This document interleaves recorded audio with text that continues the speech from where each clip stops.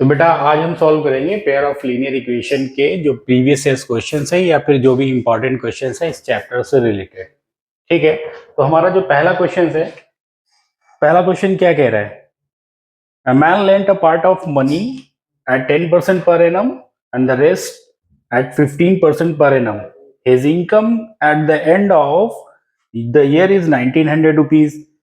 If he had interchanged the rate of interest on the two sums, he would have earned 200 rupees more. Then find the amount lent in the both cases. तो क्या करते हैं, assume कर लेते हैं। So let's assume that the first part of amount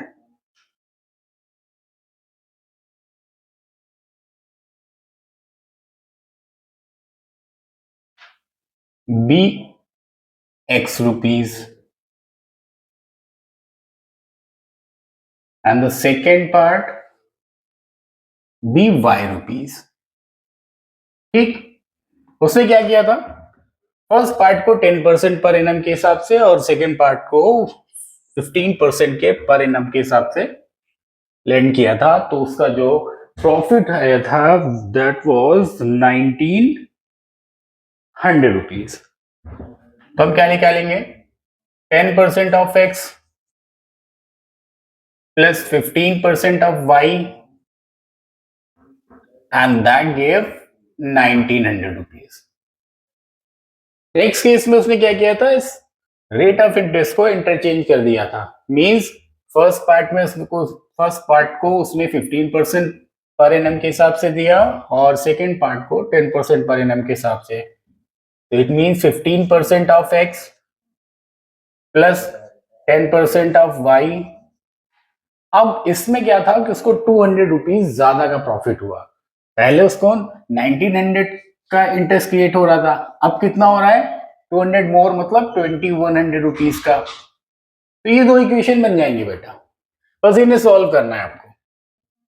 इसको और simplification के अगर केस में हम लिखना चाहें तो क्या लिख सकते हैं कि 10x plus 15y is equal to, ये बन गई आपकी एक equation, and second one is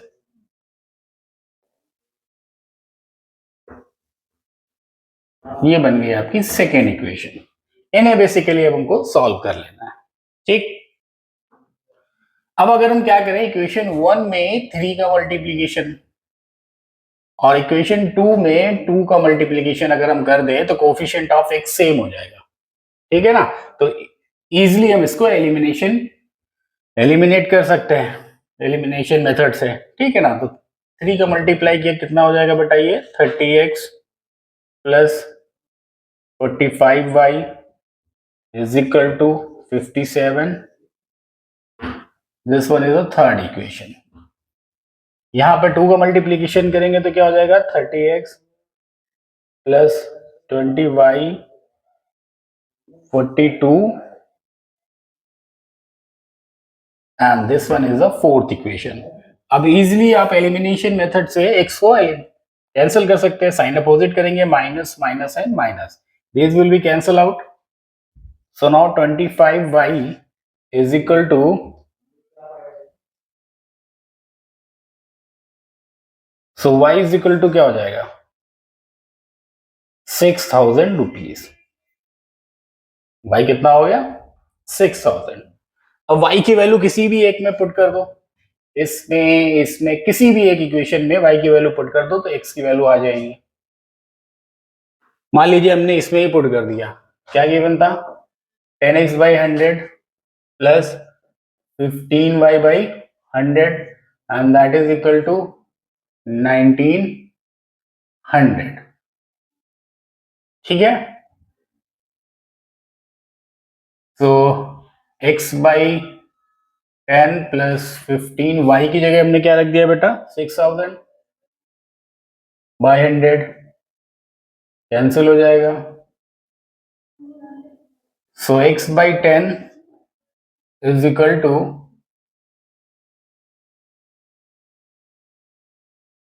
ये 900 हो जाएगा, minus 900, So x by 10 is equal to 1000.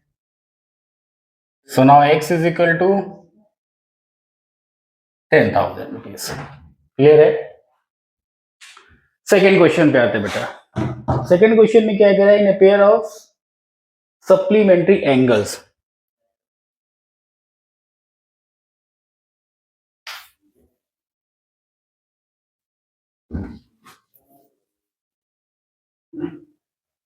in a pair of supplementary angles the greater angle exceed the smaller by 50. देखो हमने एज्यूम ये कर लिया कि let the x and y are supplementary angle.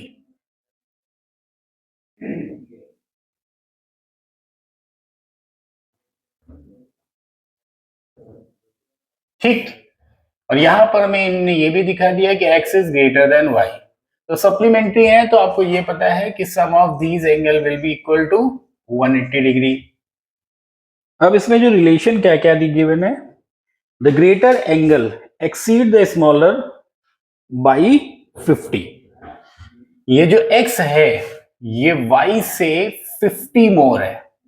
और समझ में आ रही है? तो क्या करेंगे, y को इसके इक्वेट करने के लिए y में 50 हमने ऐड कर दिया. एक इक्वेशन ये बना हमको और एक इक्वेशन ये, जिसको और हम अच्छे से लिखना चाहेंगे तो लिख देंगे x minus Y is equal to 50.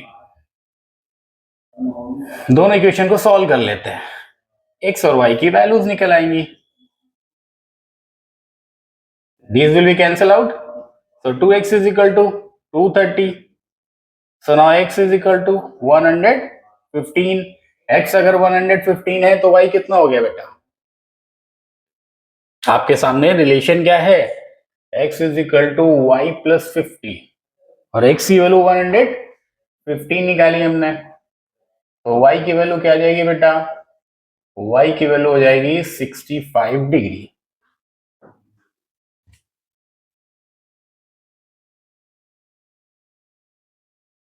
ठीक. Third question. Vijay invested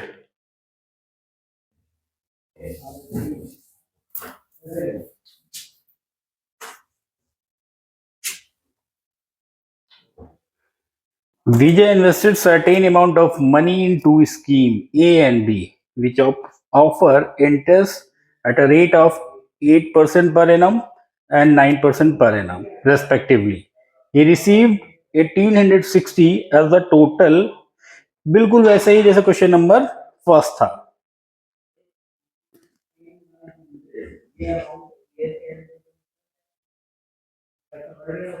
However, had he interchanged the amount, क्या लिखेंगे? Vijay invested rupees x in scheme A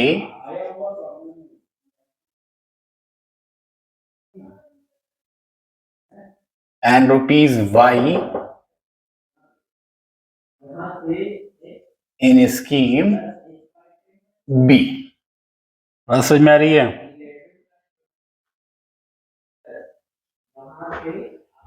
तो A में जो अमाउंट लगा रहा है उसमें रेट ऑफ इंटरेस्ट उसको कितना मिल रहा है? 8% पर एनम का. तो x का 8% प्लस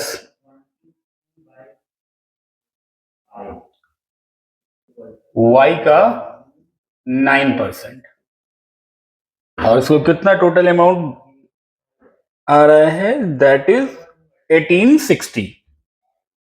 इतना इंटरेस्ट उसको बेसिकली मिल रहा है.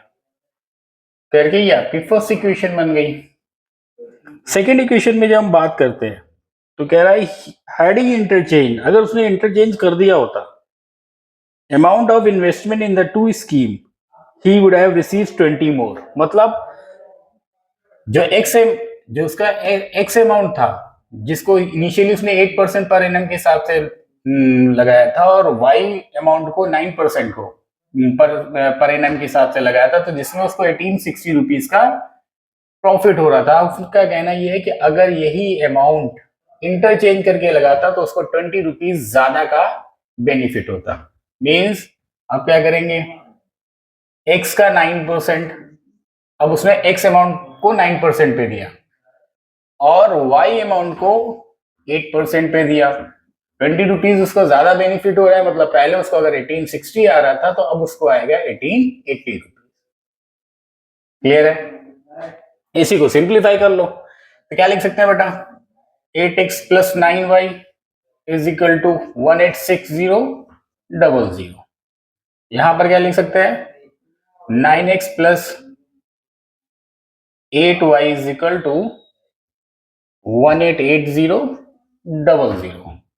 ठीक, फिर से वही एलिमिनेशन मेथड अगर हमें अप्लाई करना है तो कोफिशिएंट ऑफ x या फिर कोफिशिएंट ऑफ y को सेम करना होगा।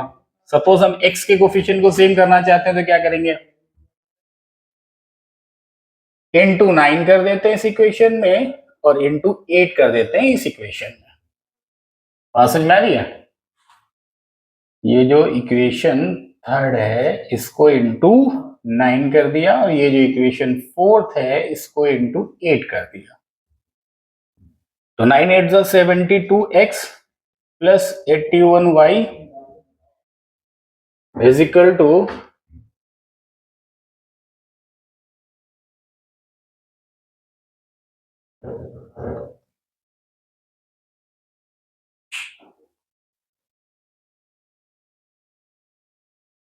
ठीक, और यहां पर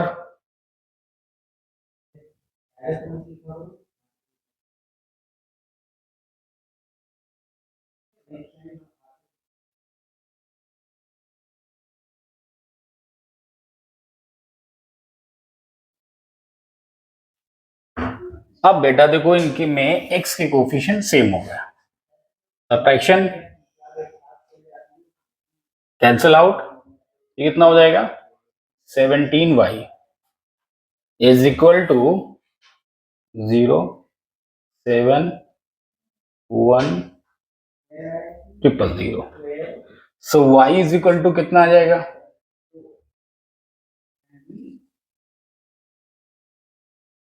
10,000 रुपीज। अब हमें x की वैल्यू निकालनी है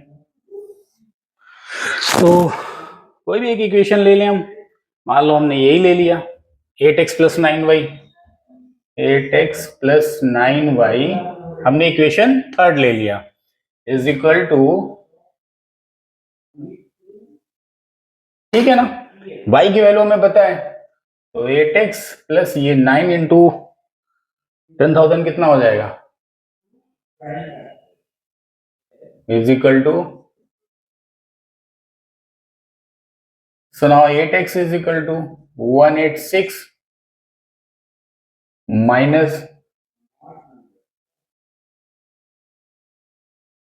कितना आ जाएगा 8x is equal to,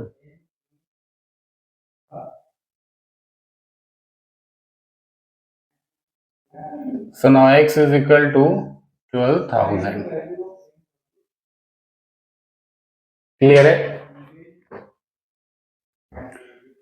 next question पे आते हैं, question number 4।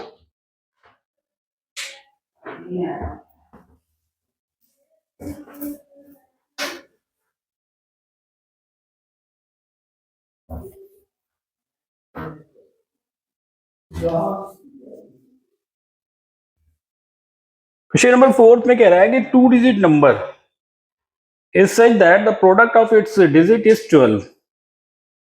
When 36 is added to the number, the digit interchange। बात समझ में आ रही है? तो हमने क्या किया,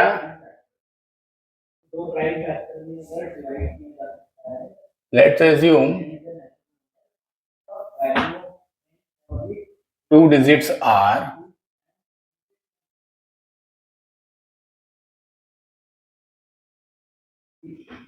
x and y।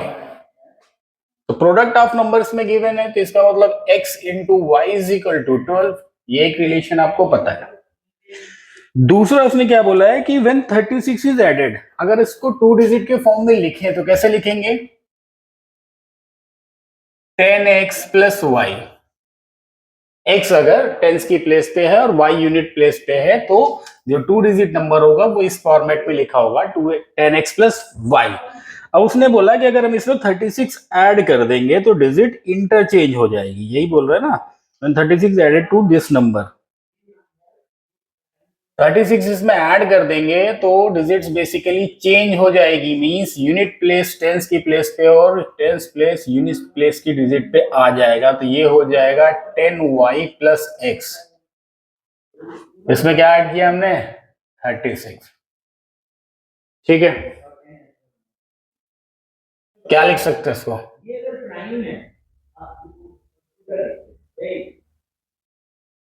इसको लिख सकते हैं 9x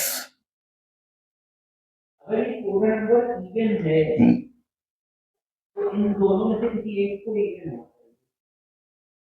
इस दुनिया में एक ही प्राइम नंबर है 9x माइनस 9y, ये 2 होना चाहिए, n को कितना होना चाहिए, ठीक। x की जगह पे क्या लिख सकते हैं 12 upon y।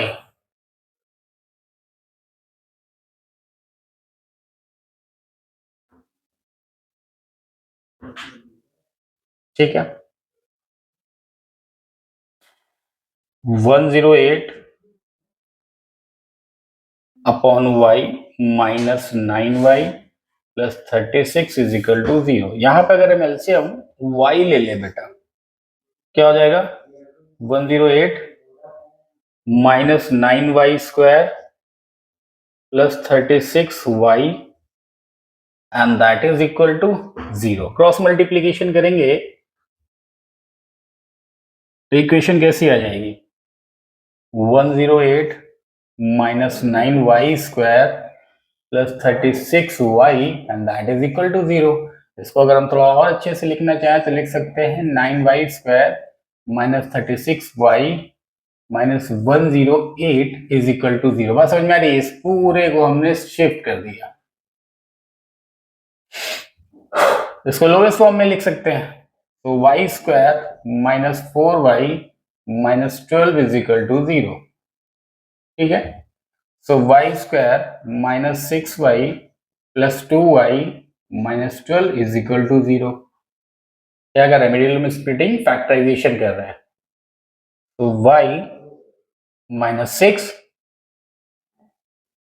Plus 2 y minus 6, it means y की जो वैल्यू आ जाएगी वो 6 आ जाएगी, क्योंकि दूसरी वैल्यू जो होगी वो आएगी -2 जो कि हम नहीं लेंगे। अब y की वैल्यू 6 हो गई तो x की वैल्यू कितनी आ गई भाई, तो x की वैल्यू, ये जो रिलेशन है गिवन है आपका x into y is equal to 12, तो यहां से मिल जाएगा x इज इक्वल टू 12। और समझ में आ रही, तो नंबर क्या हुआ, तो नंबर हो जाएगा आपका 26, क्योंकि 26 में ही जब आप 36 ऐड करोगे तो ये कितना हो जाएगा 62। बात समझ में आ रही है, तो नंबर क्या होगा 26।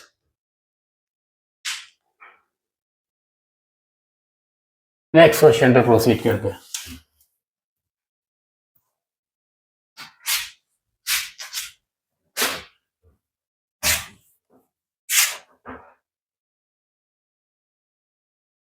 Solve the following system of linear equation and verify the answer। क्या दिया, अभी तो सिंपल लीनियर इक्वेशन को सिंप्लीफाई करके सॉल्व करना है। 7x minus 2y is equal to 5। दूसरा है 8x plus 7y is equal to 15। Clear है, ये जो इक्वेशन 1 गिवन है और ये जो इक्वेशन 2 गिवन है, y के कोफिशिएंट सेम अगर हमें करना है तो इक्वेशन 1 में मल्टीप्लाई विद 7 कर दें और इक्वेशन 2 में मल्टीप्लाई विद 2 कर दें। बात समझ में आ रही है, तो 7 से मल्टीप्लाई करेंगे क्या हो जाएगा 49x, 14y is equal to 35, 16x 14y 30। These two will be cancel out, क्या आ जाएगा 65x is equal to 65। So now x is equal to 1। x is equal to 1 आ गया, y की वैल्यू निकालनी है।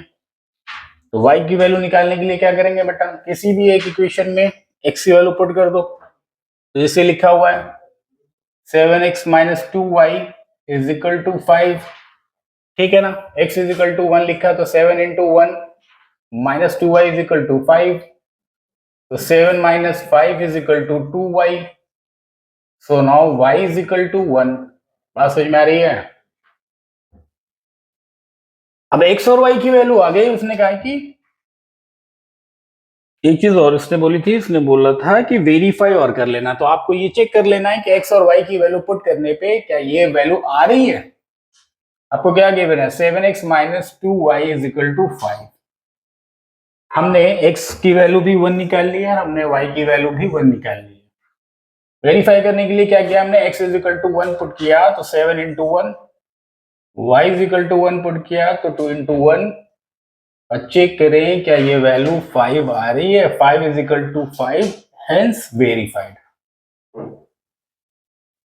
क्लियर है ना। नेक्स्ट क्वेश्चन देखिए,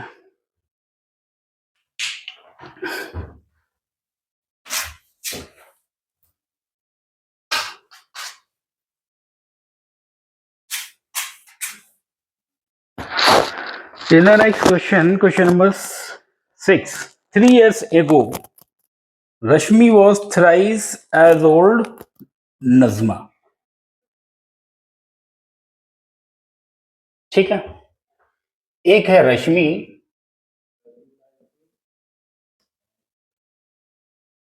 और एक है नजमा। नजमा,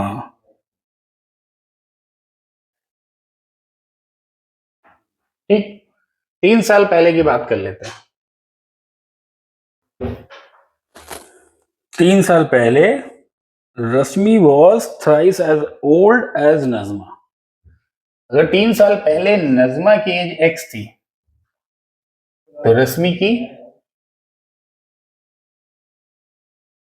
चलो ऐसा कर लेते हैं, लीनियर इक्वेशन 2 वेरिएबल के केस में अगर हमने मान लिया कि रश्मि की एज x एज्यूम की और नजमा की एज y,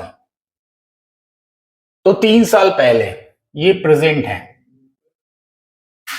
ये है उनकी प्रेजेंट एज। तो 3 इयर्स एगो क्या रही होगी एज, रश्मि की एज रही होगी x माइनस 3 ईयर्स और नजमा की रही होगी y माइनस 3 ईयर्स। रिलेशन क्या था इसमें, रिलेशन ये था कि x minus 3 is 3 times of y minus 3। बात समझ में आ रही है। तो यहां से एक इक्वेशन क्रिएट हो जाएगी आपकी, x minus 3 is equal to 3y minus 9।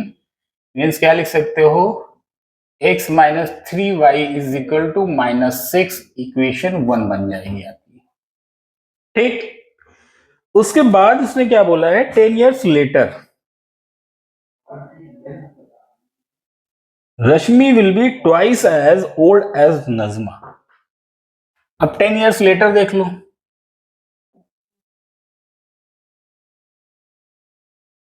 भाई प्रेजेंट एज ये है तो 10 इयर्स लेटर क्या होगी, x प्लस 10 ईयर्स, और यहां पर y प्लस 10 ईयर्स। लेकिन यहां पर उन्होंने जो बताया है कि 10 years later Rashmi will be 2 times या twice the age of Najma. तो x plus 10 will be equal to 2 time of y plus 10, ठीक है। तो x plus 10 is equal to 2y plus 20। So x minus 2y is equal to 10 and this one is the second equation. क्या करना है, दोनों equations को solve कर लीजिए किसी भी मेथड से, इधर सब्स्टिट्यूशन मेथड और बाय एलिमिनेशन मेथड, ठीक। x minus 3y is equal to minus 6 and x minus 2y is equal to 10, ठीक है। अगर एलिमिनेशन मेथड अप्लाई करते हैं तो हम देख सकते हैं कि x के कोफिशिएंट सेम है, सब्ट्रैक्शन कर लेंगे, minus plus minus, these two will be cancel out, यहां पर क्या बचेगा, minus Y is equal to -16, इसका मतलब y इज इक्वल टू आ गया 16। अब y की वैल्यू आ गई, मतलब नजमा की ये प्रेजेंटेज आ गई। x की वैल्यू निकालनी है, इक्वेशन आपके सामने थी, x minus 3y is equal to -6। तो x y की वैल्यू उसमें पुट कर देंगे, तो 16 3 जा 48 is equal to -6। So x is equal to 48 -6, मतलब x इज इक्वल टू कितना हो जाएगा, 42 years. These are the present ages. ठीक है, Najma 16 years and Rashmi 42 years.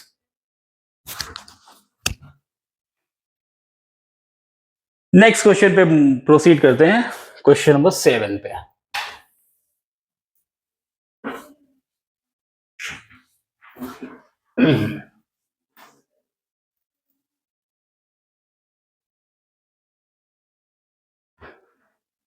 Half of the difference between two number is 2। बात समझ में आ रही है? तो सबसे पहले क्या क्या एज्यूम कर लेंगे, वो दो नंबर कौन से हैं। तो let's assume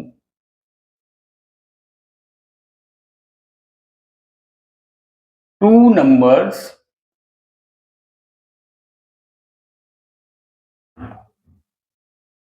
are x and y, where x is greater than y। ठीक है, half of the difference between two numbers is 2, sum of the greater number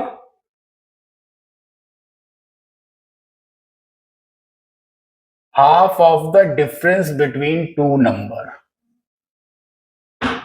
is 2। ये एक रिलेशन मिल गया बेटा, मतलब यहां से क्या बना, x minus Y is equal to 4। ये फर्स्ट इक्वेशन बन गई आपकी। सेकेंड इक्वेशन में क्या गया, sum of the greater number and twice the smaller number. Smaller number क्या है, y, गिव 13, बन गई सेकेंड इक्वेशन। सॉल्व कर लेना उठाकर। क्या किया, सब्ट्रैक्शन, तो एलिमिनेशन करेंगे, these two will be cancel out, -3y is equal to -9, so y is equal to 3। y की वैल्यू मिल गई, x की वैल्यू क्या होगी, रिलेशन क्या था पहला वाला, x minus Y is equal to 4, तो x minus 3 is equal to 4, so x is equal to 7। Clear है?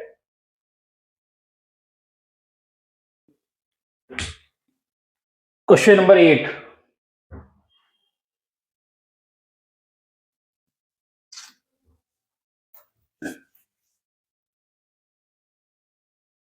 if we added 1 to the numerator and subtract 1 from the denominator, the fraction reduced to 1,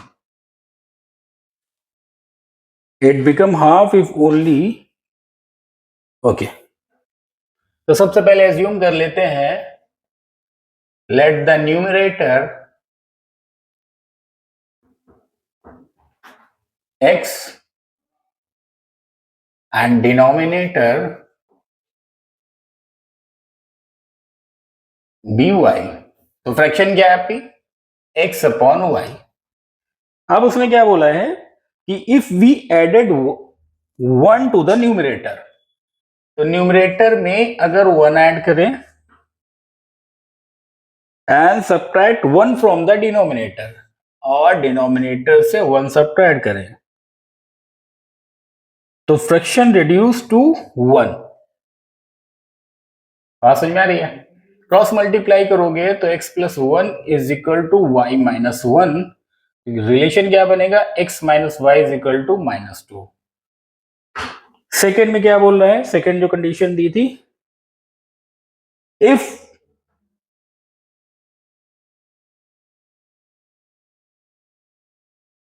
it become half if we only added 1 to the,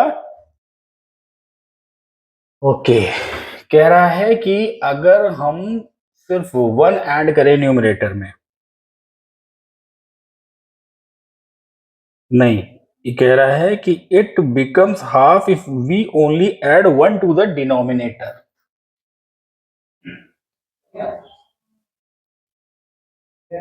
ठीक, क्या हो जाता है?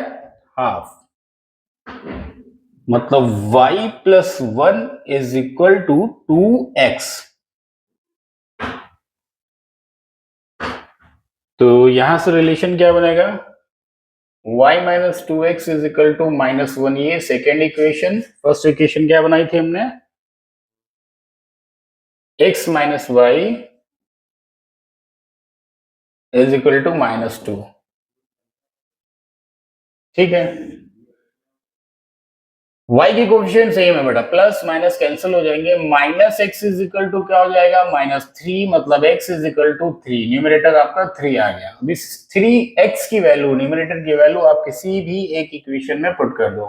Suppose हमने equation 1 में ही put किया, जो कि लिखा था x minus Y is equal to -2।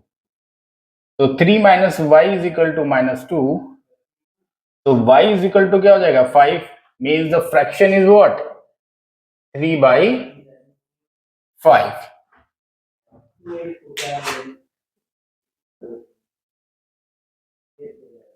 ठीक, नेक्स्ट क्वेश्चन देखिए बेटा, क्वेश्चन नंबर 9।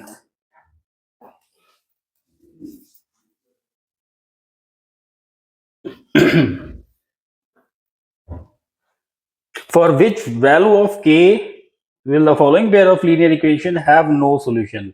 देखो, आपको पता है पेयर ऑफ लीनियर इक्वेशन में दो टाइप का सिस्टम होता है। एक सिस्टम होता है कंसिस्टेंट और दूसरा होता है इनकंसिस्टेंट।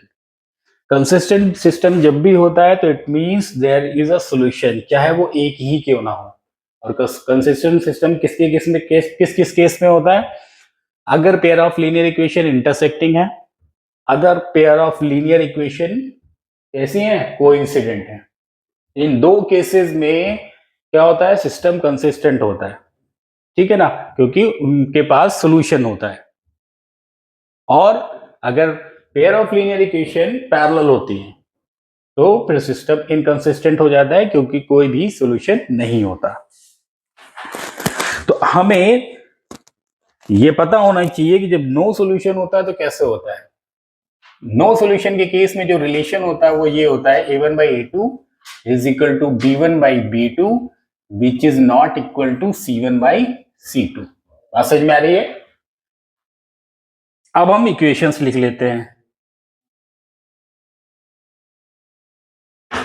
एक इक्वेशन है 3x plus y is equal to 1, और दूसरी इक्वेशन है बेटा 2k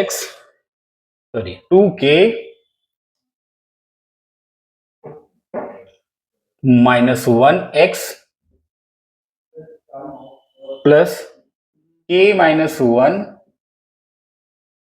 y is equal to 2k plus 1। अब क्या करें हम इसको? अगर इस 1 को इस साइड ले लेते हैं हम, तो ये क्या हो जाता? -1 इज इक्वल टू 0 हो जाता। So a1x plus b1y plus c1 is equal to 0 से हम a1 b1 c1 की वैल्यू निकाल लेंगे। और इसी तरीके से इसमें भी करेंगे कि इसको अगर हम लेफ्ट साइड शिफ्ट कर लेंगे तो राइट साइड इक्वल टू 0 बचेगा। तो ये क्या हो जाएगा? a2x b2y plus c2 is equal to 0। Value put कर लो। a1 कितना हो जाएगा? कंपेयरिंग करेंगे तो 3, b1 कितना हो जाएगा? 1, एंड c1 हो जाएगा -1।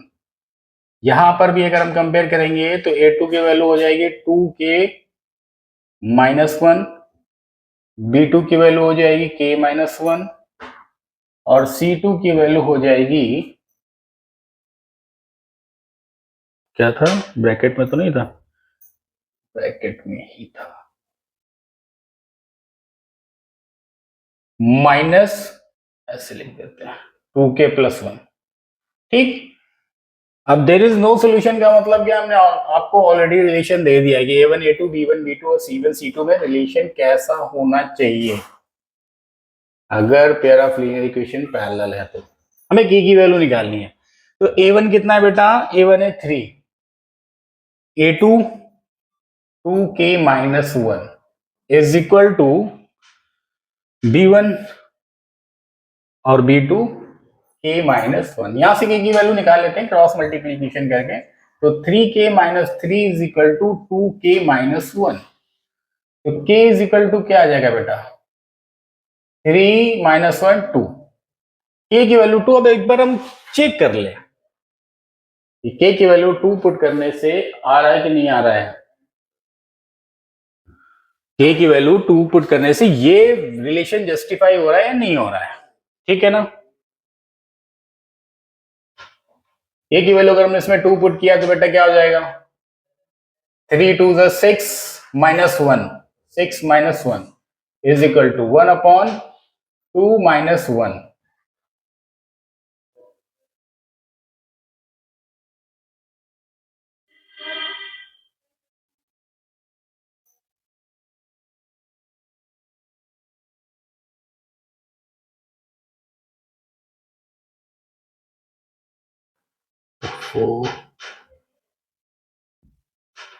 k की वैल्यू 2 पुट किया तो 2 2 4 माइनस 1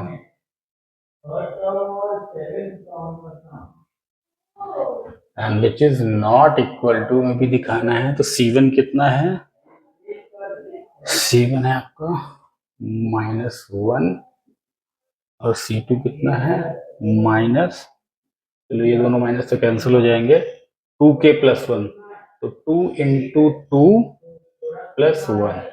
इसे अगर हम सॉल्व करेंगे तो कितना आ जाएगा, 3/3 मतलब 1, 1/1 मतलब 1, और ये 1 अपॉन 2 टू 4 1/5। इसका मतलब for the value of k is equal to 2, ये जो पेयर ऑफ लीनियर इक्वेशन आपको गिवन है, ये और ये कैसी होंगी, these are the parallel lines, तभी there would be no solutions.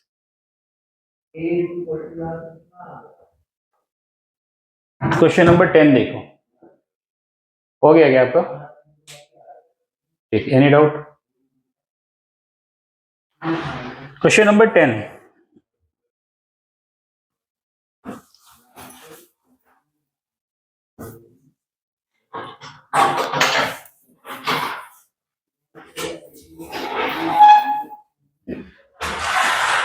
sum of the numerator and the denominator of the fraction is 18। तो सबसे पहले हमने एज्यूम कर लिया, लेट द फ्रैक्शन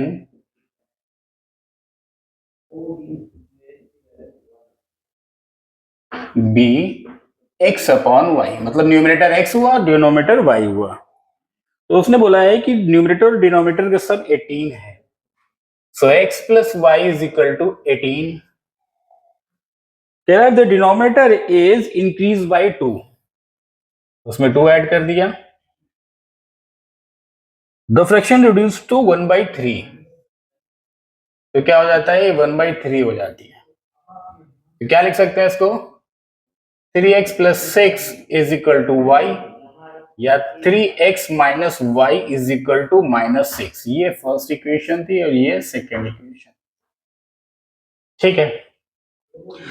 चलो इसको करते हैं सब्स्टिट्यूशन मेथड से। अब सब्स्टिट्यूशन मेथड से अगर हमें करना है तो क्या लिख सकते हैं, y is equal to 3x plus 6, ये कहां पर पुट कर दे, इस इक्वेशन में।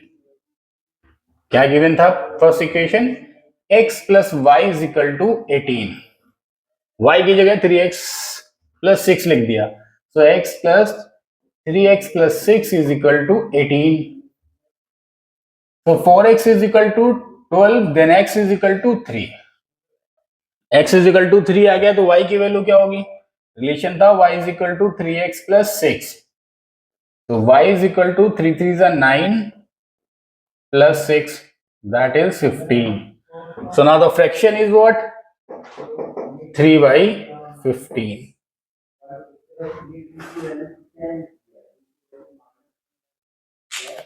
नेक्स्ट क्वेश्चन पे आते बेटा,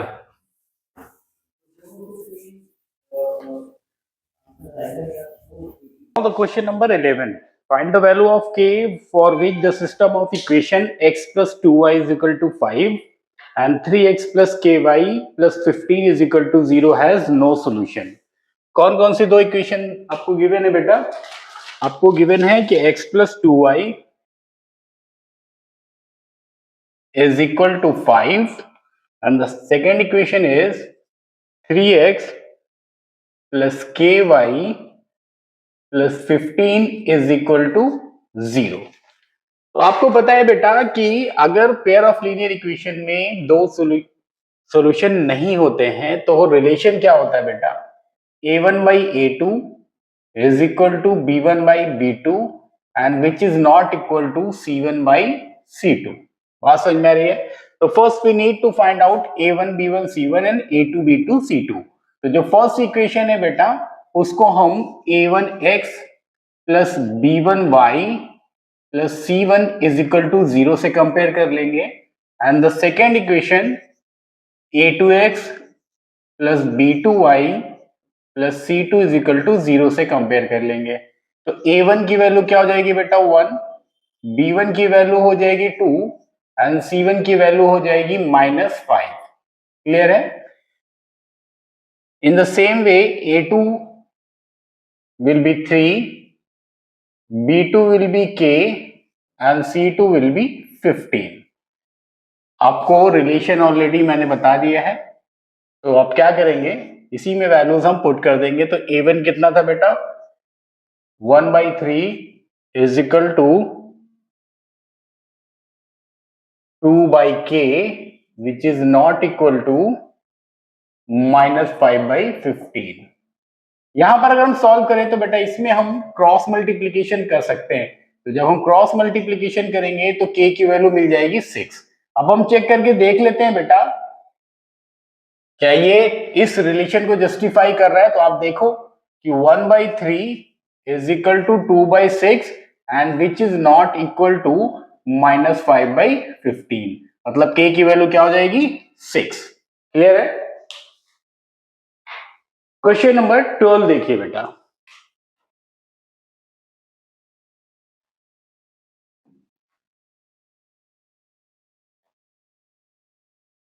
In the next question, question number 12, it is given that present age of father is 3 years more than 3 times the age of his son। Father son की एज का case है बेटा, father और यहां पर हमने ले लिया सन। अगर फादर की एज हमने x ले ली और सन की एज को हमने y इयर्स ले लिया, तो आपको जो पहला केस गिवन है वो क्या है कि father is 3 years more than 3 times the age of son, मतलब x जो है वो 3 time age of son plus 3 अगर कर देंगे तो इसकी एज, सन की एज फादर की एज की इक्वल हो जाएगी। तो यहां से एक रिलेशन मिल जाएगा आपको बेटा कि x minus 3y is equal to 3 और ये एक इक्वेशन बन जाएगी। सेकंड जो उन्होंने केस दिया है इसी में वो ये दिया है बेटा कि hence the father age will be 10 years more than twice the age of son। 3 year hence, 3 years hence का मतलब समझ रहे हैं आप लिख दें 3 years later। तो 3 years later फादर की एज इनिशियली अगर x थी तो एट प्रेजेंट कितनी होगी x प्लस 3 और सन की एज कितनी होगी बेटा y प्लस 3। तो अब इसमें इन्होंने ये दिया है कि after 3 years father's age will be 10 years more than twice the age of son. तो फादर की एज जो होगी वो बेटे की एज का ट्वाइस प्लस 10 और कर देंगे तो वो सन फादर की एज के इक्वल हो जाएगा। तो यहां से रिलेशन और बना लीजिए आप, x plus 3 is equal to 2y plus 6 plus 10। So x minus 2y is equal to 13। ये सेकेंड इक्वेशन बन जाएगी। अब दोनों इक्वेशन को हम सॉल्व कर लेते हैं ईदर बाय एलिमिनेशन और बाय सब्स्टिट्यूशन। सो अगर हम फर्स्ट वाले केस में देखें तो x is equal to 3y plus 3 दिया हुआ है। अगर x की वैल्यू यहां पर पुट कर दें तो हमें y की वैल्यू मिल जाएगी, तो हम लिखेंगे by substitution method. By substitution method x minus, second equation क्या गिवन थी, x minus 2y is equal to 13 और x की वैल्यू क्या है 3y प्लस 3। तो 3y plus 3 minus 2y is equal to 13। तो यहां से आपको y की वैल्यू कितनी मिल जाएगी बेटा 10 ईयर्स, मतलब बेटे की प्रेजेंट एज 10 ईयर्स है। अब फादर की, तो आपको गिवन है कि x is equal to 3y plus 3, तो कितना हो जाएगा बेटा, x is equal to 3 into 10 plus 3, then this would be 33 years. Clear है? ओके अब मूव करते हैं बेटा अपने नेक्स्ट क्वेश्चन पे। नेक्स्ट क्वेश्चन ट्रेन पे बेस्ड है।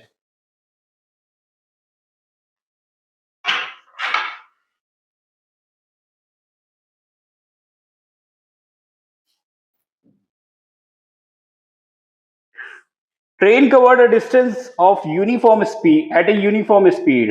If a train had been 6 kmph faster, it would have taken 4 hours less than the scheduled time. And if the train was slower by 6 kmph, it would have taken 6 hours more than the scheduled time. Find the length of the journey. देखो मान लेते हैं बेटा इस point P से इस point Q के बीच में वो ट्रैवल कर रही है, ठीक। और अगर उसकी यूनिफॉर्म स्पीड, अगर हम स्पीड को let the speed be x, let the speed be x kmph, ठीक। और जो डिस्टेंस है, डिस्टेंस को हमने एज्यूम कर लिया y kilometre, and the distance y kmph, sorry y kilometre,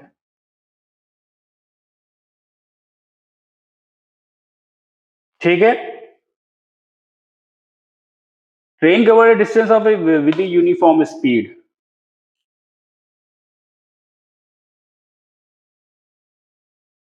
ठीक। अब कह रहा है the train had been 6 kilometre faster, उसकी स्पीड कितनी थी 6, इनिशियली x kmph, तो न्यू स्पीड कितनी हो गई, न्यू स्पीड हो गई x प्लस 6, ठीक है। It would have taken 4 our less, तो टाइम कितना लगेगा उसको, अगर उसको इनिशियली लग रहा था, तो यहां यूनिफॉर्म स्पीड के केस में टाइम इज इक्वल टू, अगर हम एज्यूम कर लें तो t is equal to y by x, है कि नहीं। तो यहां पर उसने क्या बोला है कि जो टाइम लगेगा, it would have taken 4 our less than the schedule time, तो डिस्टेंस तो y है बेटा, तो यहां पर टाइम आप एज्यूम कर लो कि t2 लगेगा, तो t2 कितना हो जाएगा, डिस्टेंस अपॉन स्पीड, सो y अपॉन x प्लस 6।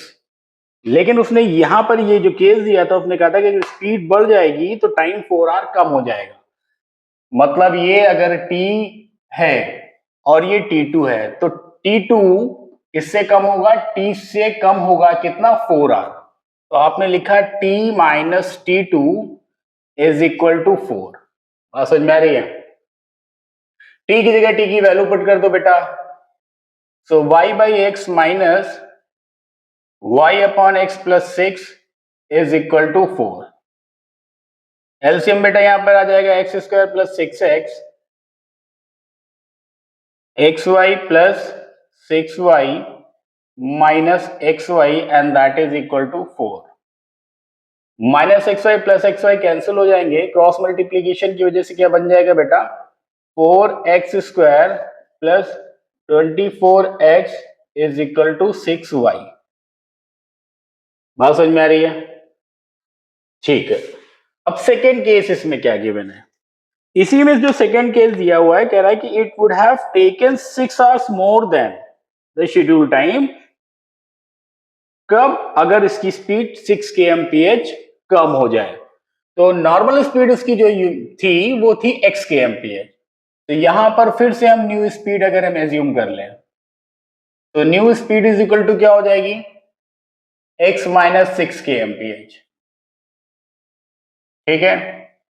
लेकिन इस न्यू स्पीड की वजह से यहां पर इसका टाइम जो है वो क्या हो जाता है, इसको टाइम ज्यादा लगता है, यही कह रहा है ना, it would have taken 6 hours मोर, तो यहां पर अगर हम टाइम t3 ले लें, तो time is equal to distance upon speed, distance तो वही है y, x माइनस 6, लेकिन रिलेशन क्या है कि t3 minus T is equal to 6। बात समझ में आ रही है? क्योंकि ये जो नया टाइम है ये नॉर्मल टाइम से 6 आवर्स ज्यादा का है।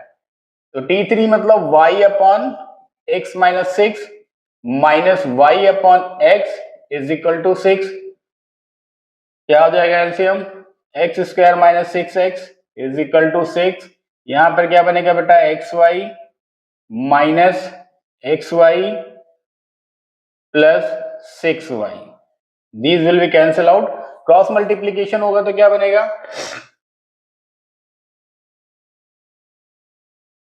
6x square minus 36x is equal to 6y। बात समझ में आ रही है आपको? ठीक है, अब क्या करेंगे हम, इन इक्वेशंस को सॉल्व कर लेते हैं।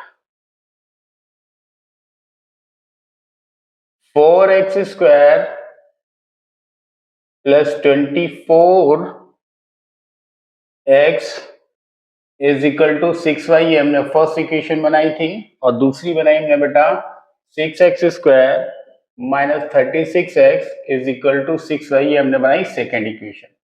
दोनों के आरएचएस सेम है तो दोनों के एलएचएस सेम हो जाएंगे, मतलब आप डायरेक्टली लिख सकते हैं कि 4x square plus 24x is equal to 6x square minus 36x।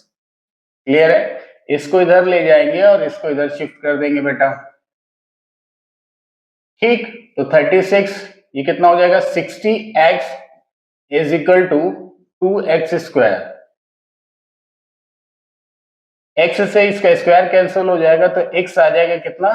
30, और x क्या था? हमें निकालनी है डिस्टेंस, मतलब निकालनी है y। अब किसी एक में इक्वेशन में पुट कर दो, मान लो हमने फर्स्ट में पुट कर दिया, तो 4 इंटू क्या था? 4x square plus 24x is equal to 6y। So 4 into 30 का स्क्वायर कितना हुआ? 900 प्लस 24 इंटू 30 कितना हुआ? 720 is equal to 6y। 3600 and 720 कितना हो जाएगा? 4320 इज इक्वल टू 6y। अब y से इसको कैंसिल करें, 720 kilometre is equal to y, और यही हमें फाइंड आउट करना था बेटा। क्लियर है? क्वेश्चन नंबर 14 देखिए।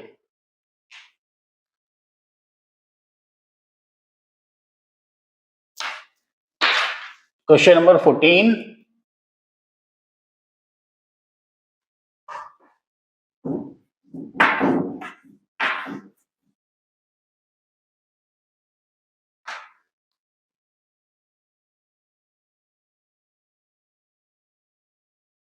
Aruna has only rupees 1 and 2 coins with her. If the total number of coin that she has 50, तो हम देखो क्या करेंगे। Let's assume 1 rupee coins bx and 2 rupees coin by। बात समझ में आ रही है? 1 रुपी के x क्वाइन थे और 2 रुपी के y क्वाइन थे, जिसमें टोटल नंबर ऑफ क्वाइन जो आपको गिवन है दैट इज 50। मीन्स उसने आपको बताया है कि x plus y is equal to 50, और ये फर्स्ट इक्वेशन बन जाएगी बेटा। अब क्या कह रहा है? And the amount of money with her is ₹75। बात समझ में आ रही है? 1 रुपी के x क्वाइन है, तो इसका मतलब 1 इंटू एक्स, वो टोटल अमाउंट 1 के केस में हुआ, और 2 इंटू वाई, वो टोटल अमाउंट y के केस में हुआ, और इन दोनों का सम फाइनली कितना रुपीस बनना है? 75, और ये सेकेंड इक्वेशन जनरेट हो जाएगी। ठीक है, मतलब क्या है कि x plus 2y is equal to 75। ठीक है, सॉल्व कर लेते हैं दोनों इक्वेशन को। एलिमिनेशन मेथड आप अगर अप्लाई करें तो minus minus minus x x cancel हो जाएंगे, -2 से y सब्ट्रैक्ट होगा, -y इज इक्वल टू -25। इसका मतलब y के कितने कॉइन्स हुए? 25। मतलब 2 रुपए के कितने कॉइन हुए? 25। अब हम 1 रुपए के नंबर ऑफ कॉइन्स निकाल लें, y की वैल्यू पता चल गई है। फर्स्ट इक्वेशन आप जानते हैं x plus y is equal to 50, तो x is equal to 50 minus 25। तो इसका मतलब नंबर ऑफ कॉइन्स ऑफ ₹1 कितने हो गए? 25। ठीक है, क्वेश्चन नंबर 15 पे प्रोसीड करते हैं बेटा। देखो ये सारे क्वेश्चन जो है PYQ या फिर इस पॉइंट ऑफ व्यू से सिलेक्ट किए गए हैं जो आपके 2026 बोर्ड एग्जाम में आ सकते हैं।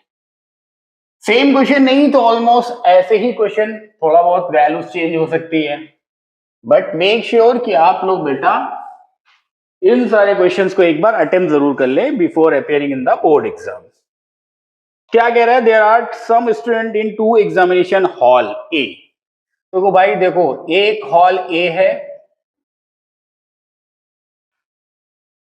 और दूसरा हॉल है हॉल बी। ठीक है, to make the number of student equal in each hall 10 students are sent from A to B. बात समझ में आ रही है? अगर हम मान लें हॉल ए में x नंबर ऑफ स्टूडेंट हैं और हॉल बी में y नंबर ऑफ स्टूडेंट हैं, तो क्या किया गया?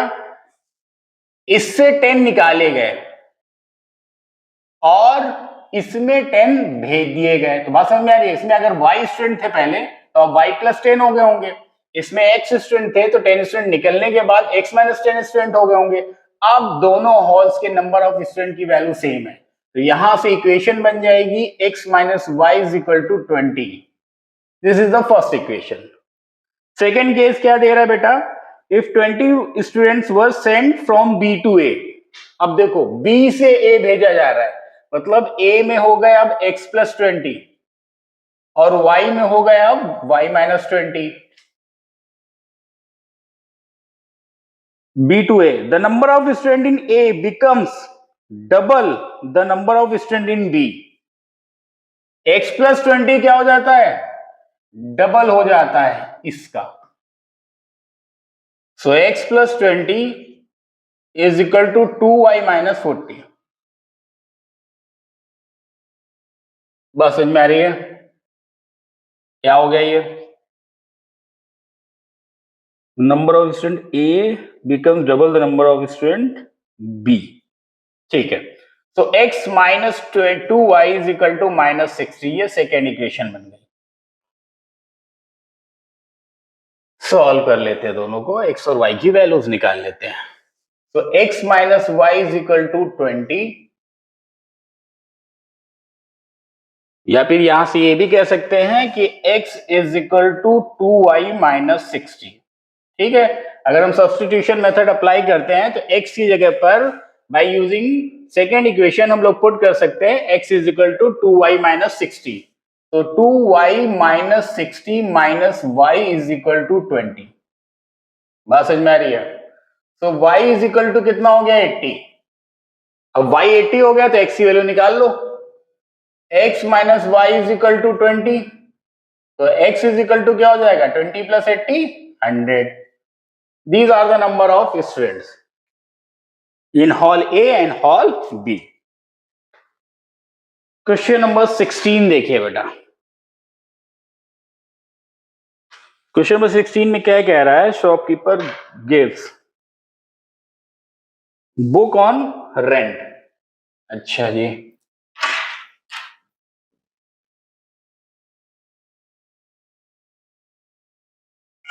she takes fixed charge for first 2 days and additional charge for the each day thereafter। Latika paid ₹22।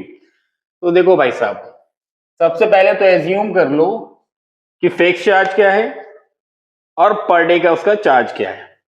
तो हमने ये एज्यूम कर लिया कि लेट द फिक्स चार्ज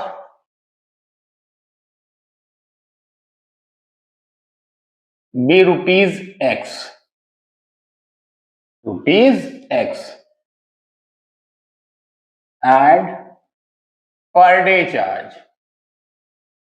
2 दिन के लिए तो वो x ले लेगा, पर डे चार्ज को आपने एज्यूम कर लिया ₹y, ठीक है ना। अब एक लड़की है लतिका जिसने 22 रुपीज पे किए 6 डेज के लिए। Latika paid 22 rupees for 6 days.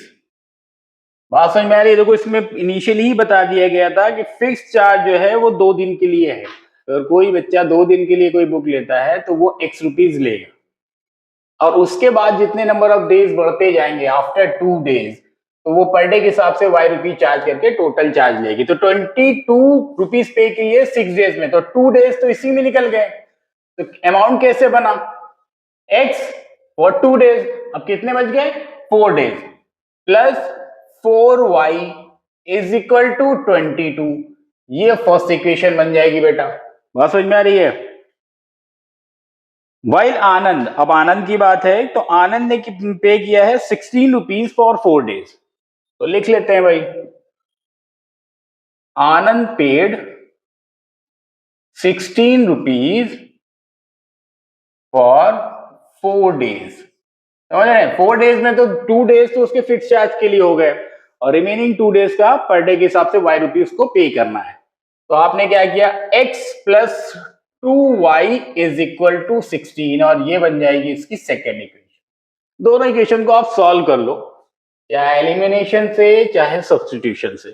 मान लीजिए आपने एलिमिनेशन से किया तो आप लिख सकते हो x is equal to 16 minus 2y। Clear है?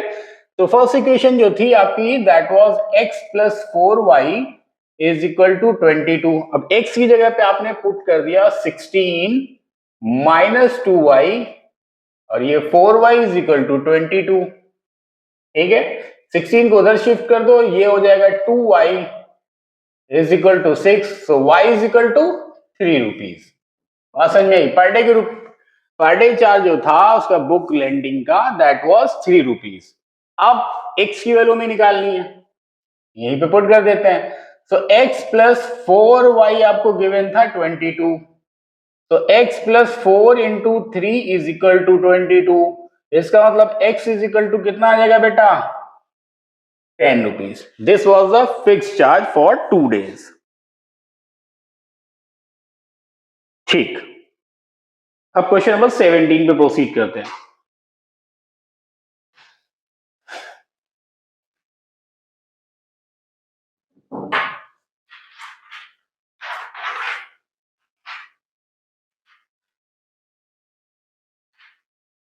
Ankita travel 14 kilometre to her home partially by rickshaw and partially by बस।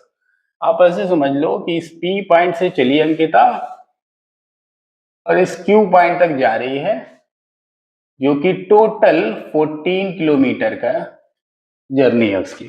ठीक है, she takes half an hour if she travel 2 kilometre by rickshaw. अगर मान लो वो यहां से यहां तक आ रही है 2 किलोमीटर, तो रिमेनिंग डिस्टेंस कितनी हो जाएगी? 12 किलोमीटर, है कि नहीं? तो time is equal to distance upon speed, speed of rickshaw and bus. तो भाई ऐसा करो, सबसे पहले तो लेट कर लो, let the speed of rickshaw be x, let the speed of rickshaw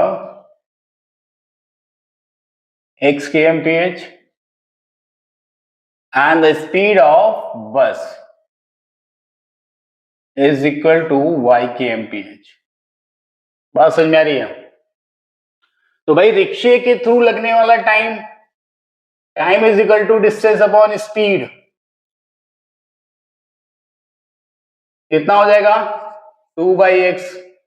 और बस के थ्रू लगने वाला टाइम T2 ले लिया वाली,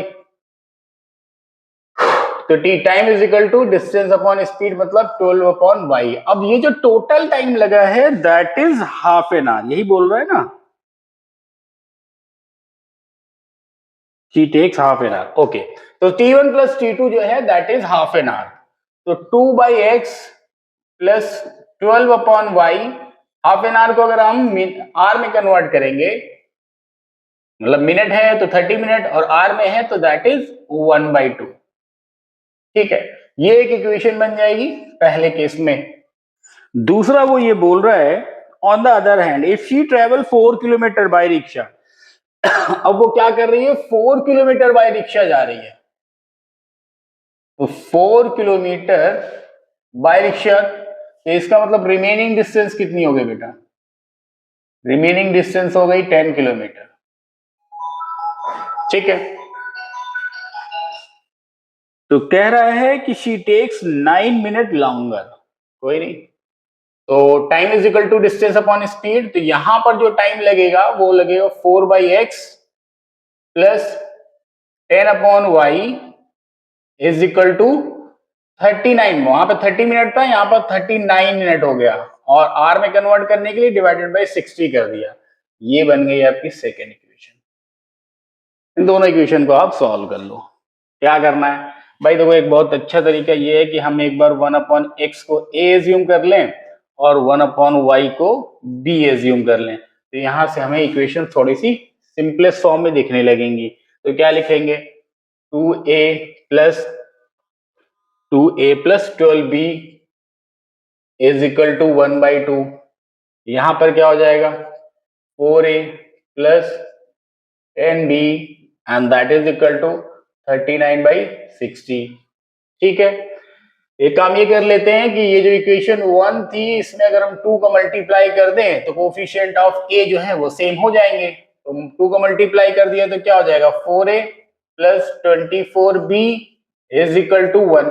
क्लियर है ना, सब्ट्रैक्शन कर दो, minus minus and minus, these two will be cancel out, so minus 14b is equal to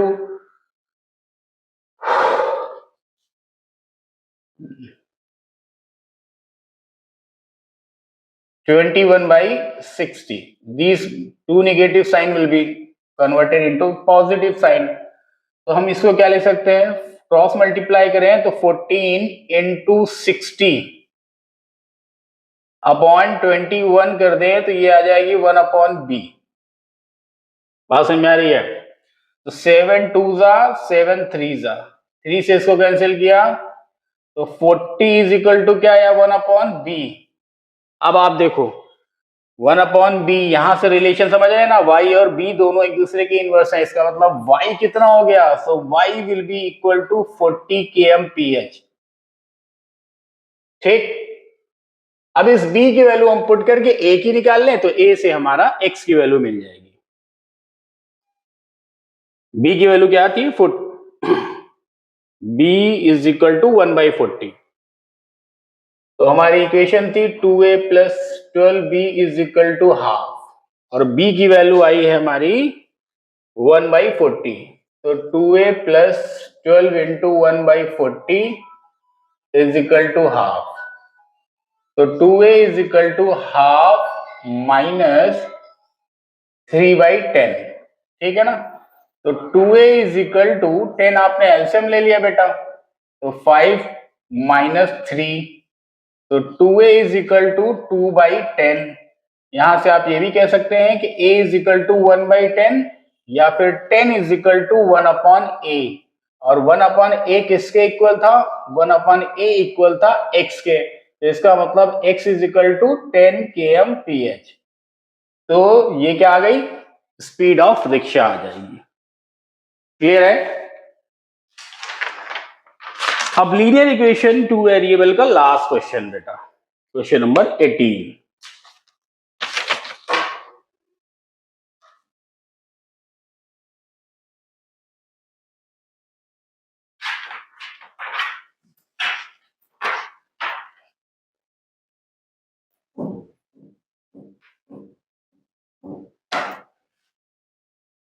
Person rowing at the rate of 5 kmph in still water. takes thrice as much time in going 40 kilometre up stream as in 40 kilometre down stream. बात समझ में आ रही है? मान लो boat पे एक person travel कर रहा है पी से क्यू, ठीक है, ये डिस्टेंस है आपकी 40 किलोमीटर की।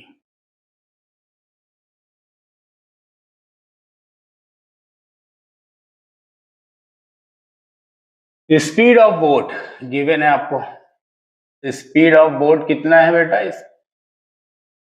Speed of boat in still water जो है that is equal to 5 kmph। तो स्पीड ऑफ स्ट्रीम भी हमें देखनी पड़ेगी क्योंकि अप स्ट्रीम और डाउन स्ट्रीम का केस है। सो स्पीड ऑफ स्ट्रीम को हमने कुछ एज्यूम कर लेते हैं, चलो x एज्यूम कर लिया। तो स्पीड इन अप स्ट्रीम कितना हो जाएगा? Speed in up stream, up stream के केस में क्या होगा? 5 माइनस एक्स हो जाएगा। भाई स्ट्रीम अपना अपोज करेगी ना स्पीड ऑफ बोट का, तो 5 माइनस एक्स हो गया kmph। और स्पीड इन डाउन स्ट्रीम की अगर हम बात करें तो speed in down stream will be 5 plus x kmph, क्योंकि डाउन स्ट्रीम के केस में स्पीड ऑफ स्ट्रीम जो होगा सपोर्ट करेगी बोट की स्पीड का, ठीक। तो अप स्ट्रीम में लगने वाले टाइम को अगर हमने t1 एज्यूम कर लिया तो टाइम इज इक्वल टू क्या होता है? Distance upon speed. डिस्टेंस 40 है और स्पीड उसकी है 5 माइनस एक्स। डाउन स्ट्रीम के केस में लगने वाला टाइम t2 एज्यूम कर लिया हमने, तो डिस्टेंस तो वही 40 है लेकिन स्पीड क्या हो जाएगी दिस टाइम? 5 plus x. अब हमको उसने ये बोला है कि takes thrice as much time in going 40 kilometre up stream as in going. बात समझ में आ रही है? मतलब ये जो T1 है ये 3 टाइम ऑफ T2 है, T1 3 टाइम ऑफ T2 है।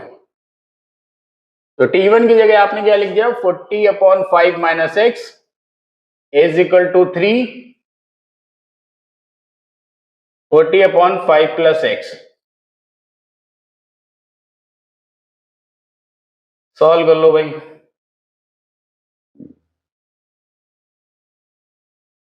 ये दोनों तो कैंसिल ही कर दो। तो 5 plus x is equal to, cross multiplication करेंगे तो 15 माइनस 3x, तो 2x is equal to, sorry 2x नहीं 4x, 4x is equal to 10। So now x is equal to 2.5 kmph। ये आ जाएगी स्पीड ऑफ स्ट्रीम। बेटा अपने 3 chapter real numbers, polynomial and linear equation in 2 variable के जो भी important questions जो मेरे पॉइंट ऑफ व्यू से थे वो मैंने आपको ऑलरेडी शेयर कर दिए हैं और उन क्वेश्चंस के जो वीडियो है वो भी मैंने अपलोड कर दिए हैं। नेक्स्ट लेक्चर अपना आ जाएगा क्वाड्रेटिक इक्वेशन में, ठीक है ना। तो ये जितने भी चैप्टर्स हैं बेटा जब भी थोड़ा सा टाइम मिले आप चाहिएगा तो थोड़ा बहुत स्पीड में, बट ये सारे क्वेश्चंस आप अटेम्प्ट जरूर कर लीजिएगा।